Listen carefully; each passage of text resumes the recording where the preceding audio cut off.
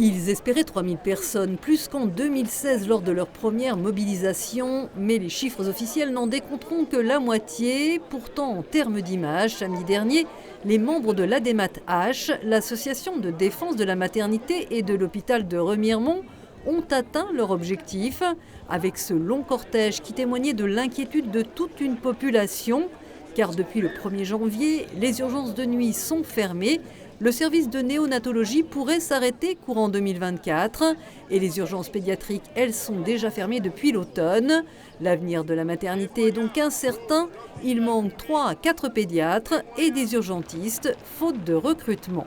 C'est un bassin de 100 000 habitants qui n'a plus de solution de secours immédiate actuellement, quoi. Ça va quand même du nord de la Haute-Saône au nord de Gérardmer. C'est d'une extrême gravité. Aujourd'hui, c'est peut-être un problème de pédiatrie et de maternité, mais demain, l'avenir ne sait pas encore de quoi il sera fait. Nous, on habite à Saint-Maurice-sur-Moselle, on est à 35 km d'ici. Donc c'est déjà beaucoup, hein. C'est déjà plus d'une demi-heure. Hein. Je pense que Paris n'en a pas grand-chose à faire et je pense qu'on a des gens qui ont à la place du cœur des calculatrices. On se moque un petit peu des petites gens ici.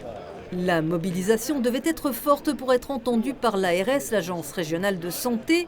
La nouvelle ministre de la Santé, Catherine Vautrin, et le Premier ministre, Gabriel Attal, étaient pourtant venus dans les Vosges il y a une dizaine de jours.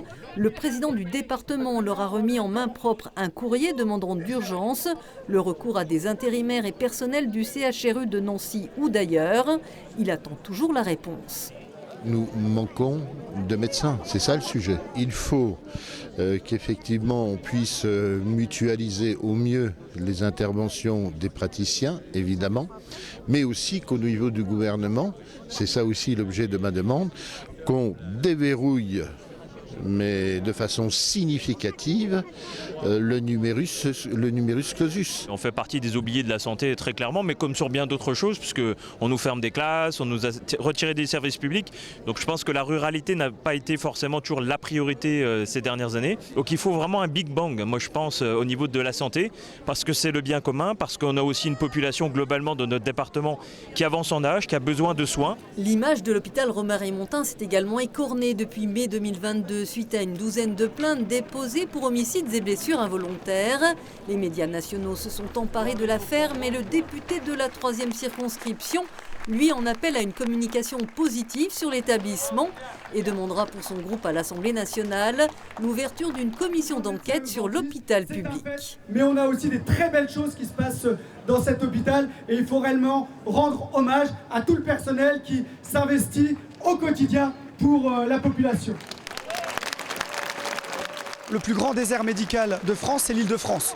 Donc à un moment donné, il manque des médecins partout en France. Il faut qu'on ouvre largement les études de médecine parce qu'en fait le manque de médecins, il est national. Aujourd'hui, c'est pas un manque de moyens qu'on a. Si vous avez 5, 6, 7 médecins qui viennent demain à l'hôpital de Remiremont, on aura les moyens de les embaucher. L'hôpital de Remiremont doit bientôt fêter ses 50 ans. Bernard Thiel, cardiologue à la retraite, y travaille encore 2 demi-journées par semaine. Cet hôpital, c'était un diamant dans les années 90 et maintenant, regardez, on a fermé 40 lits, les urgences travaillent en mode dégradé, la maternité est menacée de disparaître, la pédiatrie également. Si cela se fait, on ne pourra plus parler d'hôpital réellement. Quoi qu'il en coûte, la santé, ce n'est pas qu'en période de crise.